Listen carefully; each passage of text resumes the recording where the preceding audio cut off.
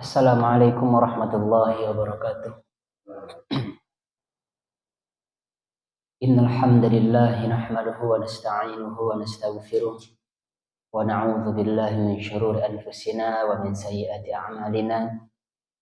May yahdihillahu fala mudilla lahu wa may yudlil fala hadiya lahu. Asyhadu an la ilaha illallah wahdahu la syarika lahu wa asyhadu anna Muhammadan 'abduhu wa rasuluh. Allahumma salli ala Muhammad wa ala ali Muhammad. Alhamdulillah,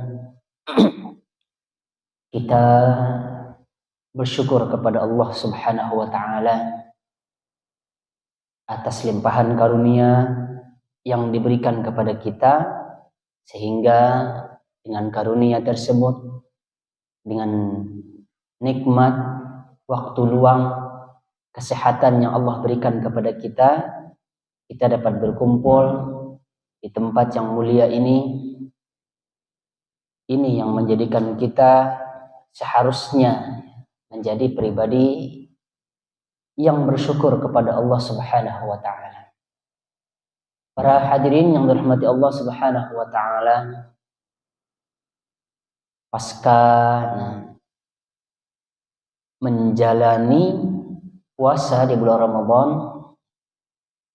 di pengajian yang pertama setelah Ramadan, insya Allah kita akan membahas tentang suatu perkara yang semua orang idam-idamkan, yang semua orang menginginkan suatu predikat ketika selesai melaksanakan puasa di bulan suci Ramadan.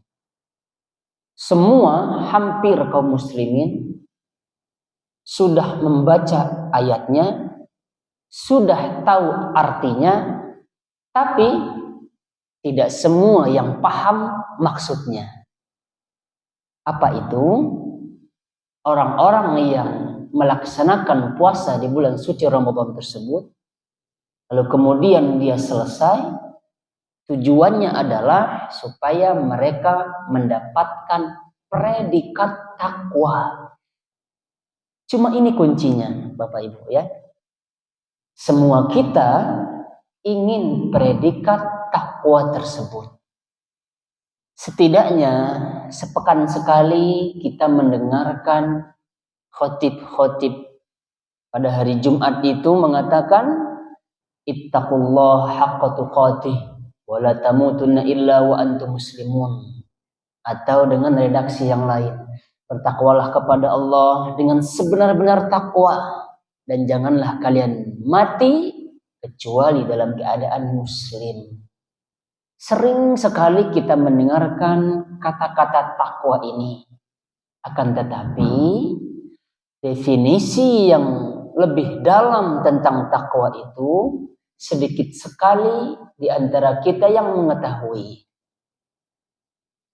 Definisi takwa, kita akan mengambil sebuah penjelasan dari seorang sahabat yang bernama Ibnu Mas'ud.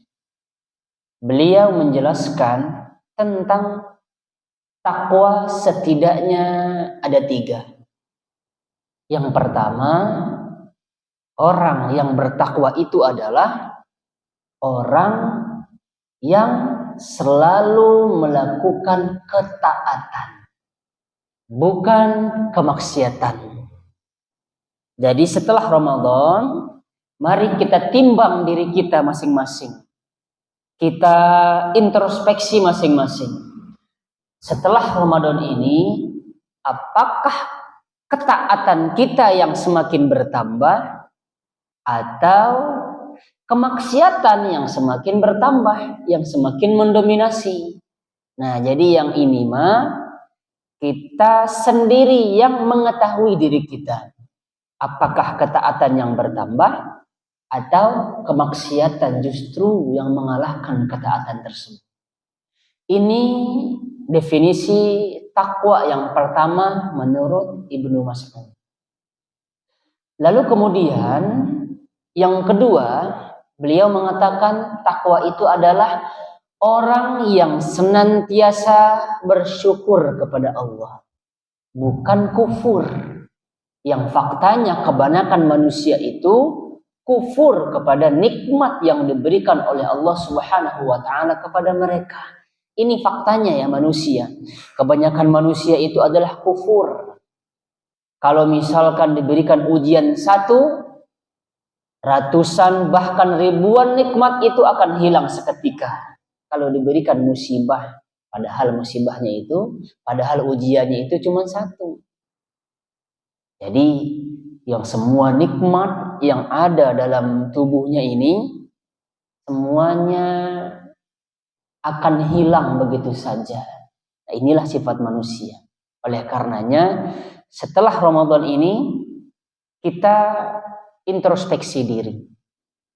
Apakah kita ini selesai Ramadan menjadi pribadi yang lebih bersyukur kepada Allah, atau bahkan kita menjadi orang yang kufur, lupa kepada nikmat Allah yang diberikan kepada kita. Ini yang kedua menurut Ibnu Mas'ud.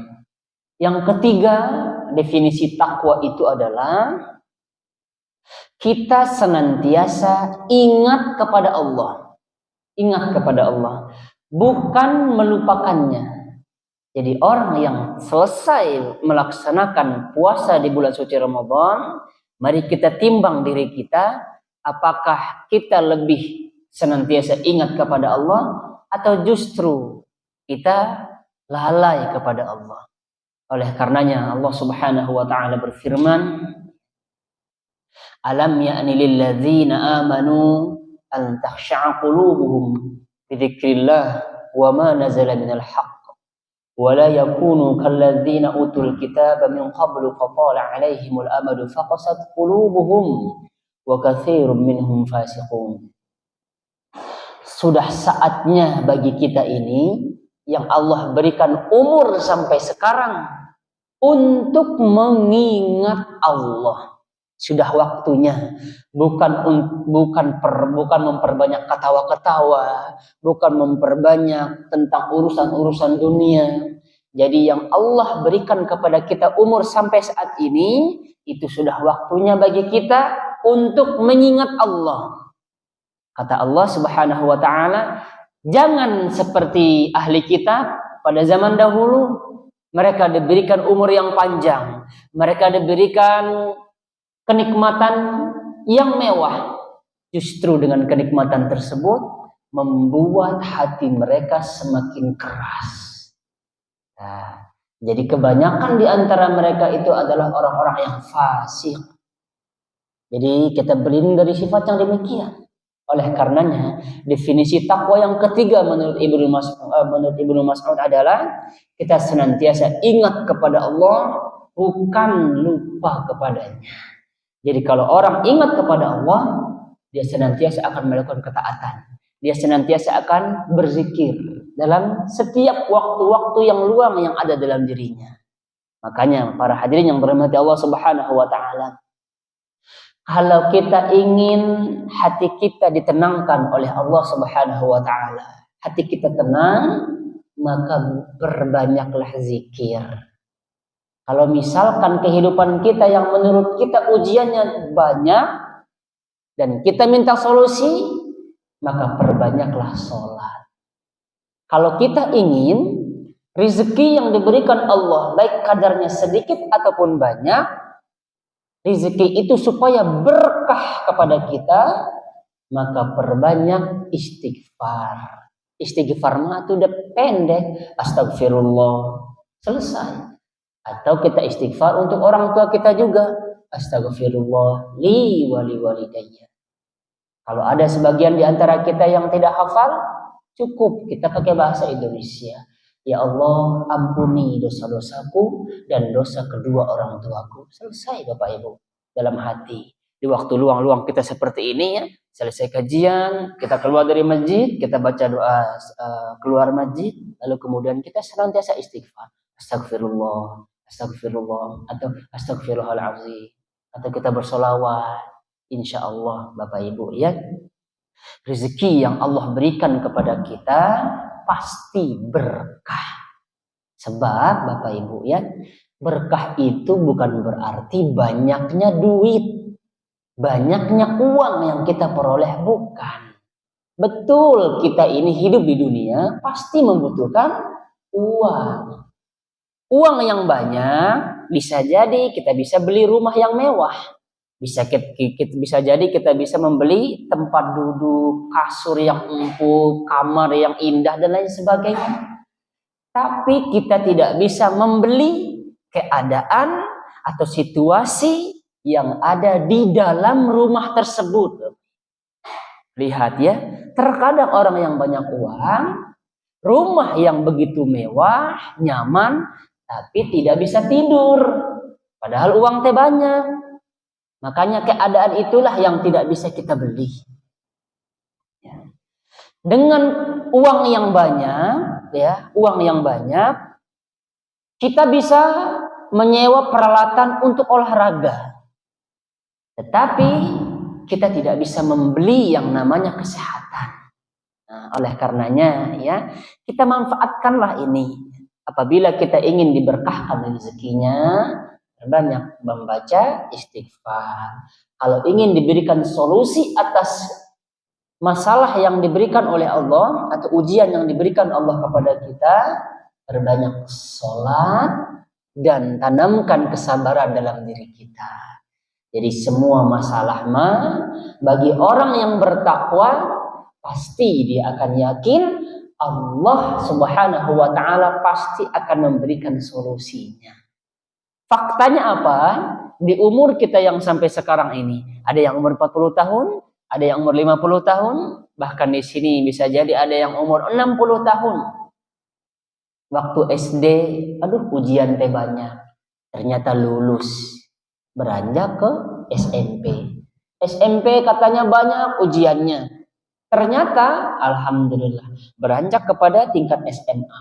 Lulus SMP. SMA pasti akan lebih banyak ujiannya. Alhamdulillah setelah lulus, solusi yang diberikan kepada kita oleh Allah selalu ada dalam diri kita. Setelah SMA, apa? Kuliah. Kuliah pasti semakin besar, semakin banyak ujiannya. Setelah lulus kuliah, berumah tangga. Berumah tangga juga semakin banyak ujiannya. Berumah tangga. Akan tetapi diberikan solusi tidak oleh Allah.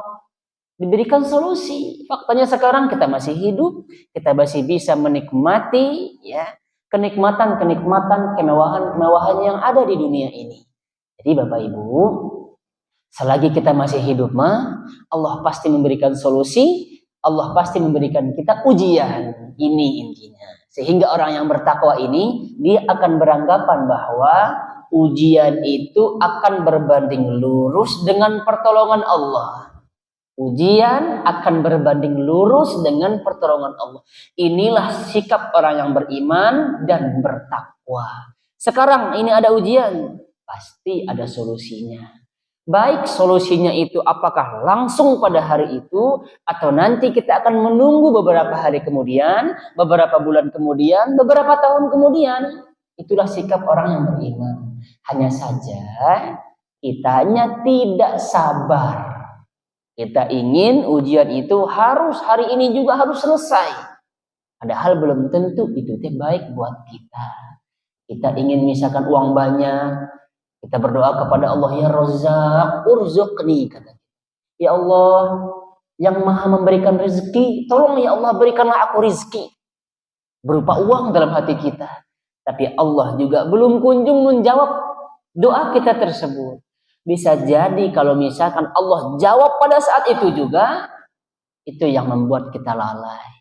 Makanya dalam Al-Quran kita sudah hafal ya, wa asa an takrahu syai'an wa huwa khairul lakum, wa asa an tuhibbu syai'an wa huwa syarrul lakum.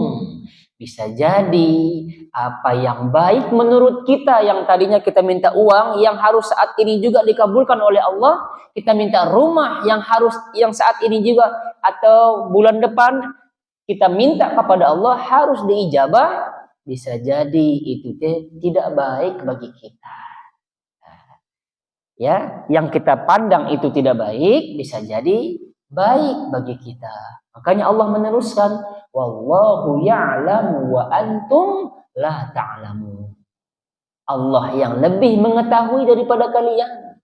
Jadi bersabarlah. Tugas kita adalah berdoa, lalu kemudian kita ikhtiar. Ini termasuk bentuk ikhtiar kita. Supaya nanti kalau kita menghadap Allah Subhanahu wa ta'ala, kalau ditanya umurmu, nanti ditanya oleh Allah, kau habiskan untuk apa? Umur kita habiskan untuk apa? Kita jawab nanti di hadapan Allah Subhanahu wa ta'ala. Kita gunakan untuk menghadiri majelis ilmu, kita membaca Al-Quran, kita beramal soleh dan lain sebagainya. Insya Allah kita akan lulus, Bapak Ibu. Ini yang kita harapkan. Ya. Lalu kemudian kita beranjak kepada definisi takwa menurut Ali bin Abi Thalib. Ya. Setidaknya 3. Ya, menurut beliau juga definisi takwa itu ada 3. Yang pertama, kita takut kepada Allah yang Maha Agung. Jadi kita introspeksi lagi Bapak Ibu. Setelah Ramadan itu, ya, selama 30 hari lamanya atau 29 hari, setelah kita selesai melaksanakan puasa di bulan suci Ramadan, lalu kemudian kita akan mendapatkan predikat takwa. Lalu setelah itu kita introspeksi kepada diri kita. Apakah kita sekarang ini lebih takut kepada Allah atau bahkan lebih takut kepada manusia? Kita lebih takut kepada CCTV yang dibuat oleh manusia yang ada di pojok-pojok ini, atau kita takut kepada Allah dan takut kepada CCTV Allah yang dibuat olehnya? Ada CCTV ini mah kan pasti sekedar di sini doang. Kalau kita ingin berbuat kemaksiatan, ada CCTV. Kita takut. Tapi takutnya karena adanya CCTV. Tetapi kalau orang yang beriman dan diberikan label takwa, dimanapun dia berada, pasti dia akan takut kepada Allah. Dia tahu bahwa ada malaikat yang di sebelah kiri dan sebelah kanan mencatat semua apa yang dia lakukan, detik-detik, setiap menit dia catat yang malaikat kiri ini. Kita berbuat keburukan, yang di kiri yang mencatatnya. Kita berbuat kebaikan, ada malaikat yang di sebelah kanan yang mencatatnya. Sedikitpun mereka yang 2 ini tidak menzolimi kita. Tidak Bapak Ibu. Jadi semua akan dicatat olehnya. Lalu kemudian nanti di akhirat kita akan mendapatkan catatan-catatan tersebut. Nanti di akhirat ya Bapak Ibu ya, catatan tersebut akan menghampiri kita. Catatan itu datang catatan. Oleh karenanya ya, disebutkan dalam Al-Quran terkadang ketika catatan itu datang, lebih banyak catatan baiknya, maka catatan itu akan menghampiri dia lewat kanan, Bapak Ibu. Sehingga catatan tersebut diterima oleh tangan kanannya.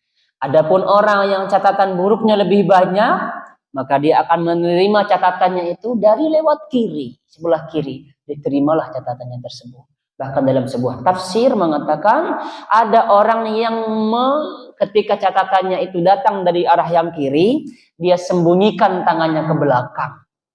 Dia sembunyikan tangannya ke belakang sehingga dia beranggapan catatan ini akan berpindah ke sebelah kanan. Tetapi catatan itu menghampiri dia sampai ke tangan kirinya. Ini nih Bapak Ibu yang bahaya. Kalau catatan yang buruk kita lebih banyak, maka catatan tersebut kita akan diterima oleh tangan kiri kita. Jadi orang yang bertakwa mah, kata Ali bin Abi Thalib, dia akan takut kepada Allah yang Maha Agung. Lalu kemudian yang kedua, definisi takwa menurut beliau adalah dia akan beramal lewat Al-Quran.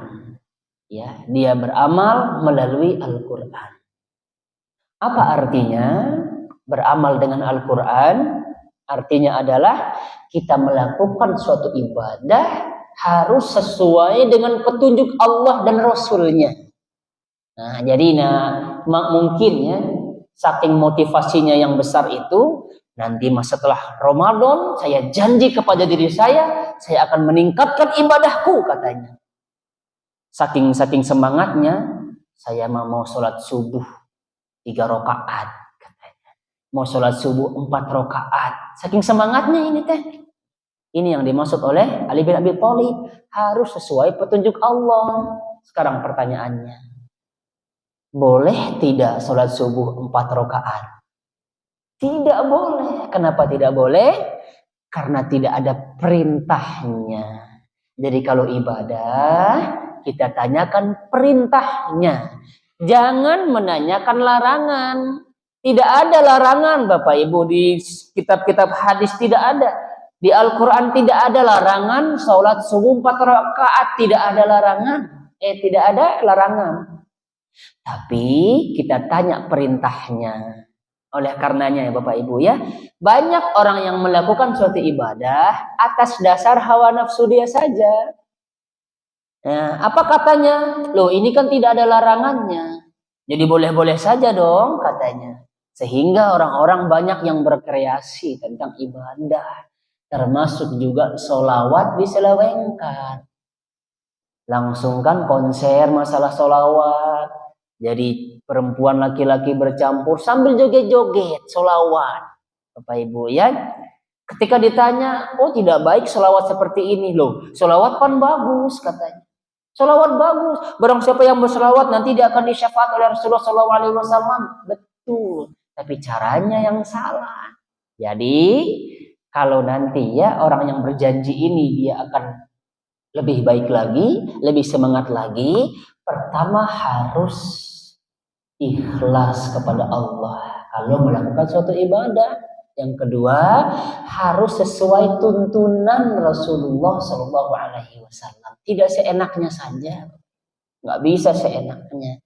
Ya, apalagi nanti mah katanya saking semangatnya ya. Oke, Idul Adha mah misal saya azan dulu lah. Azan kan dapat pahala. Apalagi semakin tarik suaranya, semakin besar pahalanya. Ketika sudah mulai jam 7, jam 7 Bapak Ibu ya, dia azan. Allahu Akbar, Allahu Akbar. Kan orang teh aneh. Masa ada azan sebelum sholat hari raya Idul Adha? Gak bisa. Tetapi pan azan teh bagus, panggilan buat sholat. Kan kita jam 7 udah mulai ya, nanti kan Idul Adha nih. Saking semangatnya, saya mengazan saja biar pahalanya banyak. Nah, tujuannya mah baik, tapi caranya salah. Jadi ya, Pak Ibu ya. Lalu kemudian yang ketiga, ini yang sangat penting. Kata Ali bin Abi Thalib, orang yang mendapatkan predikat takwa itu adalah dia mempersiapkan bekal dia menuju perjalanan kepada Allah Subhanahu wa taala. Persiapkan bekal. Kemarin Bapak Ibu pasti mudik ya. Sebagian besar kita mah di Indonesia ini, Masya Allah luar biasa ya. Pasti mudik sebagian besar. 5 hari menjelang hari raya sudah mempersiapkan dirinya. Apa yang pertama dia persiapkan? Dia persiapkan bekalnya untuk menuju rumahnya, menuju kampungnya. Dia siapkan bekalnya, dia siapkan kesehatannya. Karena apa? Dia malu kalau tidak bawa bekal. Malu kitanya Bapak Ibu ya. Kalau tidak bawa bekal, Ibu mau mudik kemana? Abdi mah bade mudik ke Garut. Pasti sudah mempersiapkan bekal kita dari Jakarta langsung ke Garut. Terkadang dia telepon orang tuanya untuk mempersiapkan kan. Jadi orang tuanya ini mempersiapkan kamar-kamarnya, dibersihkan kamar-kamar tersebut. Begitu juga dengan Allah. Allah sudah persiapkan surga bagi kita kalau kita sudah mempersiapkan bekal kita untuk mudik yang sesungguhnya. Kemana kita mudiknya? Kampung kita yang sebenarnya Bapak Ibu. Mana kampung kita yang sebenarnya? Surga Bapak Ibu. Surga ya, kampung kita sebenarnya kampung akhiratnya surga. Walaupun sebagian ulama mengatakan kampung yang sebenarnya itu adalah surga atau neraka. Tapi yang sebenarnya Nabi Adam kemana pertama Nabi Adam? Kan di surga kan? Setelah melakukan sebuah dosa, lalu kemudian diturunkannya ke bumi, Bapak Ibu. Nah, jadi kampung pertama kita ini adalah surga. Inilah yang harus kita persiapkan. Jadi bekal itu dari sekarang silahkan. Yang tadinya kita ini ya belum benar-benar mempersiapkan bekal, saking sayangnya Allah kepada kita, faktanya sekarang diberikan kesempatan oleh Allah. Disampaikan umur kita sampai sekarang. Kan sebelum Ramadan ini, Masya Allah, doa kita ya Allah muballighina Ramadan. Ya Allah, sampaikanlah umurku ini kepada bulan Ramadan. Karena di bulan Ramadan kan kita berlomba-lomba itu Bapak. Kita mendulang pahala sebanyak-banyaknya. Akhirnya terkabullah doa kita. Allah sampaikan umur kita sampai bulan Ramadan. Bahkan walaupun kita tidak meminta pun ya, kita hanya minta di bulan Ramadan. Sekarang setelah bulan Ramadan di bulan Syawal Allah sampaikan umur kita. Artinya Allah ingin kepada diri kita ini perbanyak bekal kita sebanyak-banyaknya untuk perjalanan menuju kepada kampung yang sebenarnya, yaitu surga. Mudah-mudahan kita yang ada di sini khususnya, umumnya kaum muslimin ya, pulang ke kampung halamannya, yaitu di surga. Diterima semua amalan-amalan kita yang selama di bulan Ramadan tersebut ya, Allah Subhanahu wa taala menerima amalan kita tersebut. Sehingga Bapak Ibu yang dirahmati Allah Subhanahu wa taala, kalau disimpulkan dari semua penjelasan tadi, menurut Ibnu Mas'ud, menurut seorang sahabat Ali bin Abi Thalib, kalau kita simpulkan, jadi orang yang selesai melaksanakan ibadah di bulan suci Ramadan tersebut, lalu kemudian dia mendapati bulan Syawal, siapa yang akan mendapatkan predikat takwa? Cirinya adalah ketika seseorang melakukan suatu ibadah, pasti akan ada ibadah yang lain yang menyusul dia. Ada ibadah yang lain yang menyusul. Contohnya, Bapak Ibu, kalau misalkan sholat wajib, ini orang yang bertakwa, orang yang bertakwa dia semakin baik. Orang yang bertakwa dia sholat wajib, lalu kemudian akan ada ibadah yang lainnya yang nyusul. Apa itu setelah sholat wajib? Kita akan berzikir. Jadi kalau ada orang yang selesai sholat, lalu kemudian dia tidak berzikir, lantas begitu saja keluar dari masjid, lalu kemudian dia tidak sholat sunnah, bukan itu berarti ciri orang yang bertakwa. Lalu kemudian misalkan dia sedekahnya tetap hanya sekali sepekan saja, setelah hari Jumat. Orang yang bertakwa akan semakin banyak ibadah-ibadah yang dia lakukan. Baik itu ibadah wajibnya dia tingkatkan, artinya yang tadinya dia tidak pernah sholat berjamaah, maka setelah Ramadan karena dia mendapatkan predikat takwa tersebut, maka dia akan senantiasa sholat berjamaah. Tidak enak kalau tidak bersalat berjamaah, Bapak Ibu, enggak enak. Demi Allah tidak enak kalau tidak bersalat berjamaah. Ketinggalan misalkan sekali sholat berjamaah, hati akan terasa galau. Inilah orang yang mendapatkan predikat takwa, Bapak Ibu. Apalagi buktinya, setelah puasa Ramadan kita disunahkan ya puasa di bulan Syawal. Kalau ada yang berpuasa, alhamdulillah. Kalaupun tidak, tapi ada ibadah-ibadah yang lain yang kita lakukan. Kita tingkatkan zikir kita, sholat sunnah kita tingkatkan. Yang tadinya Bapak Ibu sebelum Ramadan hanya melakukan sholat wajib saja. Sholat wajib, dia tidak sholat sunnah rawatib. Tapi sekarang di bulan Syawal ini, ya, dia setelah sholat wajib, dia akan melakukan sholat sunnah rawatib. Inilah orang yang mendapatkan predikat takwa dan yang mendapatkan Lailatul Qadar itu, Bapak Ibu. Akan ada dampak positif yang signifikan dalam diri dia. Tetapi kalau misalkan begitu-gitu saja, flat saja. Sholat, zikir enggak, sholat sunnah enggak, sedekah jarang, baca Al-Quran apalagi. Baca Al-Quran ini setiap pagi Ahad doang. Ketika dipimpinnya oleh ustaz-ustaz kita, cuma itu doang.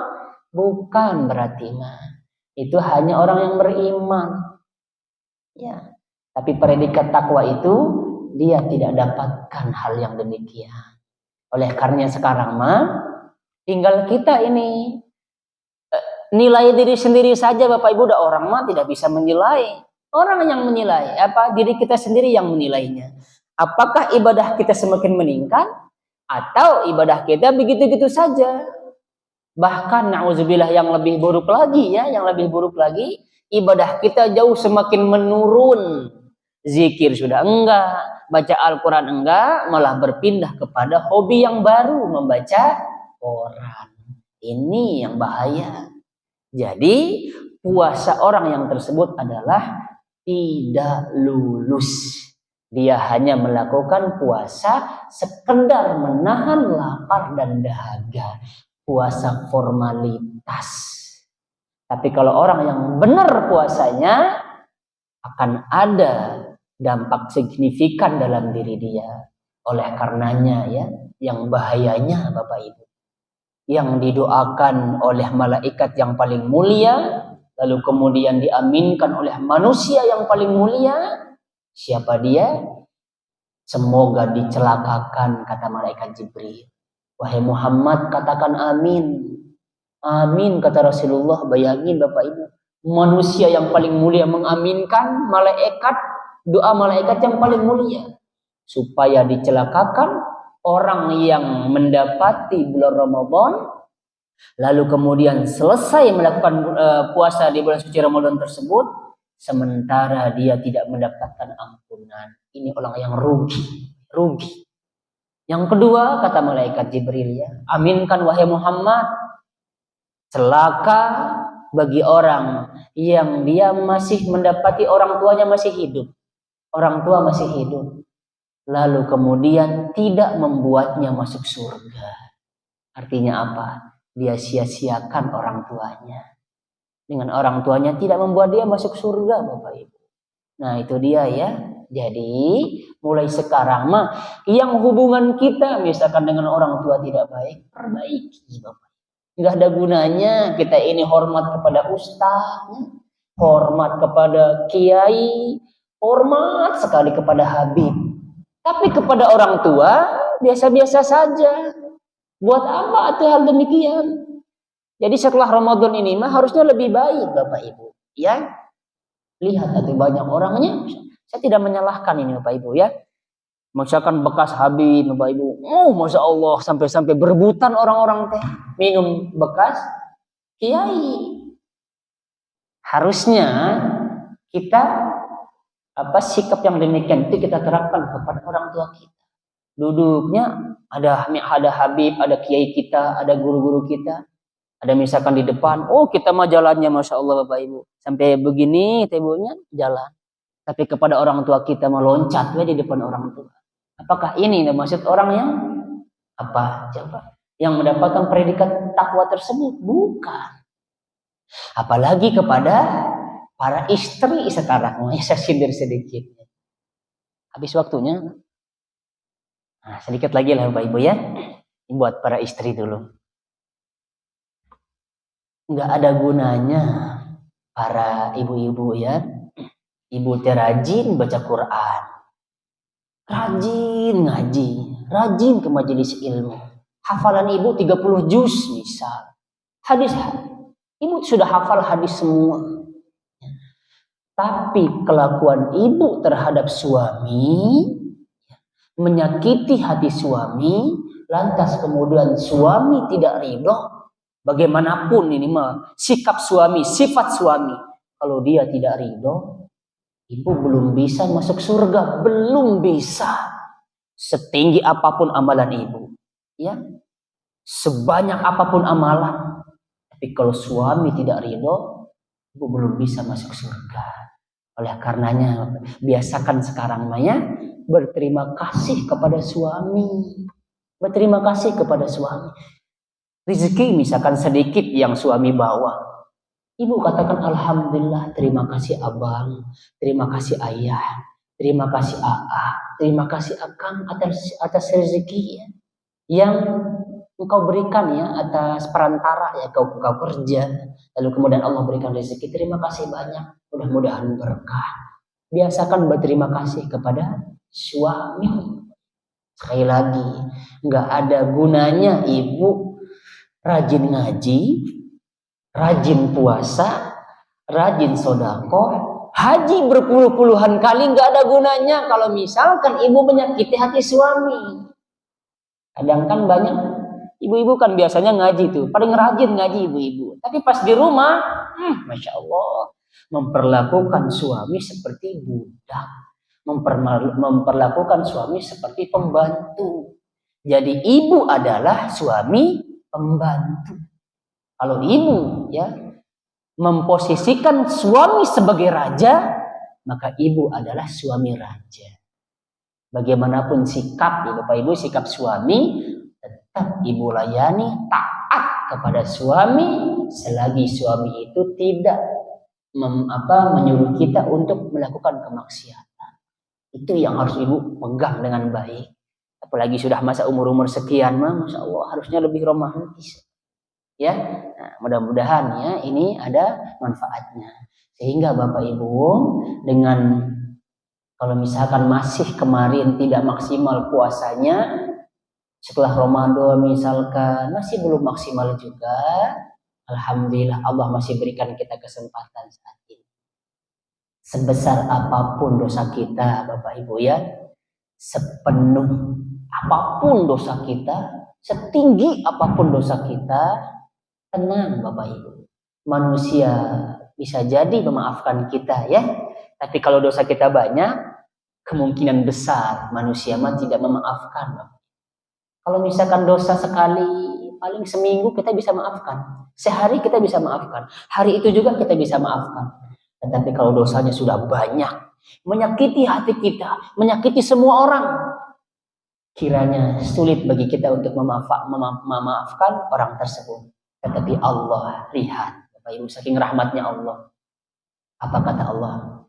Ya bani Adam, lau ataitani biqurabil ardi khotoya, thumma laqitani la tusyrik bi syai'a, la ataituha biqurabiha maghfirah.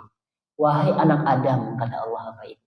Seandainya engkau membawa dosa sepenuh bumi, kata Allah, engkau membawa dosa sepenuh bumi, lalu kemudian engkau menghadapku dengan tidak menyekutukanku, kata Allah, maka aku akan menghadapmu, kata Allah, dengan ampunan sepenuh bumi juga. Wala ubali, kata Allah, dan aku tidak peduli dosamu sebesar apapun, aku tidak peduli dosamu setinggi apapun, kata Allah. Aku akan memaafkanmu, aku akan mengampunimu selagi engkau tidak menghadapku dalam keadaan menyekutukanku. Jadi ini adalah informasi atau hal yang membuat kita semakin termotivasi, Bapak Ibu. Jangan pernah berputus asa atas rahmat Allah. Ya, jadi mulai sekarang Allah berikan kita ini kesempatan, Bapak Ibu. Mari kita bertaubat. Bertaubat, Bapak Ibu. Jangan lihat orang itu yang dahulunya, tapi lihatlah bagaimana dia ke depan. Lihat dia sekarangnya dan bagaimana nanti di akhir dia meninggalnya. Itu yang dilihat oleh Allah, bukan masa lalunya. Tapi manusia kebanyakan melihat orang masa lalu, bukan dia yang sekarang dan bagaimana ke depan. Lihatlah ke depan Bapak Ibu ya. Jangan lihat tato orang, jangan lihat tindik orang. Bisa jadi dia sudah bertaubat. Bisa jadi dia lebih mulia daripada kita. Mudah-mudahan ya ceramah yang singkat ini ada manfaatnya terutama bagi diri saya pribadi, umumnya untuk para hadirin yang dirahmati Allah Subhanahu wa taala. Kita tutup dengan doa kifaratul majlis bersama-sama. Subhanakallahumma bihamdika asyhadu an la ilaha illa anta astaghfiruka wa atubu ilaik. Assalamualaikum warahmatullahi wabarakatuh.